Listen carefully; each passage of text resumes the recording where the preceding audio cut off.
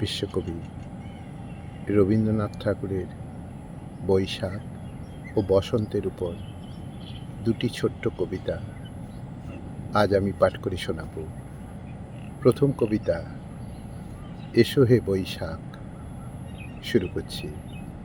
এসো এসো এসো হে বৈশাখ, তাপস নিঃশ্বাস বায়ু মুমুর সুরে দাও উড়ায়ে।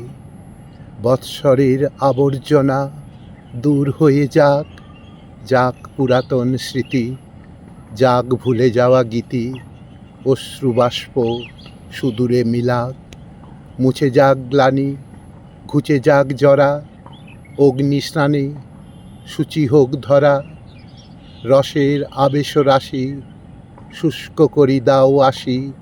আনো আনো আনো তব প্রলয়ের শাঁখ, মায়ার কুজ্ঝটি জাল যাক দূরে যাক।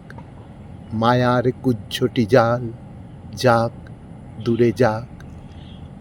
আমার দ্বিতীয় কবিতা, আইরে বসন্ত।